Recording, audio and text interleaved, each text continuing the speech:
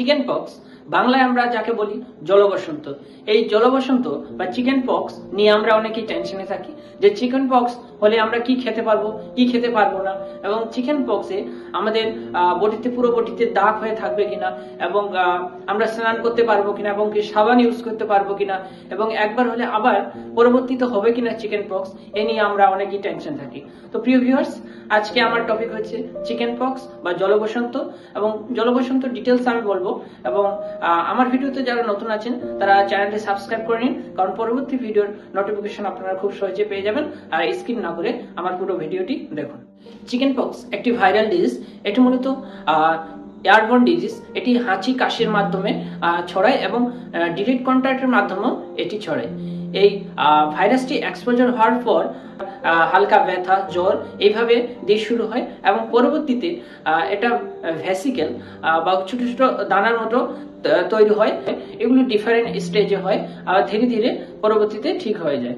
এই জলবসন্ত হলে আমাদের অ্যাপেটাইট লস হয়, আমাদের খিদে ভাবটা কমে যায়, ব্যথার কারণে আমরা খেতে পারি না যদি ওরাল ক্যাভিটিতে অ্যাটাক হয়। তো এই সময় আমাদের হাই প্রোটিন জাতীয় খাবার খেতে হবে, মাছ, মাংস, ডিম এবং ডাবের জল, এইসব খাবার খেলে আমাদের বেটার। এবং এই সময় খাবারের সেই রকম রেস্ট্রিকশন নেই, বাট যেগুলো স্পাইসি খাবার এবং যেই খাবারে আপনার অ্যালার্জি হয় সেই খাবার অ্যাভয়েড করাই ভালো। জলবসন্ত হলে মেনলি সিমটোমেটিক ট্রিটমেন্ট দেওয়া হয়, যেমন জ্বর হলে প্যারাসিটামল, অ্যালার্জি হলে অ্যান্টি অ্যালার্জিক, এইভাবে ট্রিটমেন্ট করা হয় সিমটোমেটিক। এই জলবসন্ত হলে ঠিক সেই রকম কমপ্লিকেশন হয় না, বাট যাদের ইমিউনোডিফিসিয়েন্সি তাদের নিউমোনিয়া, শ্বাসকষ্ট এবং চোখে যদি এটা হয় তাহলে ক্যাটারাক্ট হতে পারে।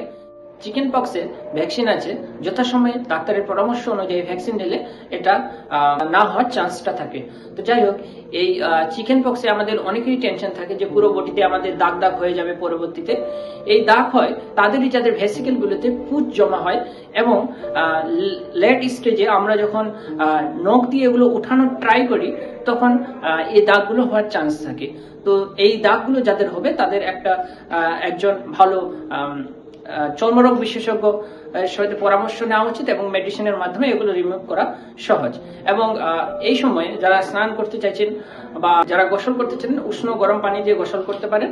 এই সময় সাবান অ্যাভয়েড করাই বেটার। যাই হোক প্রিয় ভিউয়ার্স, সংক্ষিপ্ত সময়ের মধ্যে এইটুকুই বলার ছিল।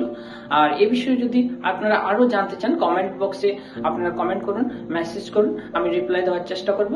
আর কোন টপিকের উপর আপনারা ভিডিও চাইছেন সেটা কমেন্ট বক্সে লিখেন, আমি ফ্রি সময়ে আপনাদের জন্য ভিডিও দেওয়ার ট্রাই করব।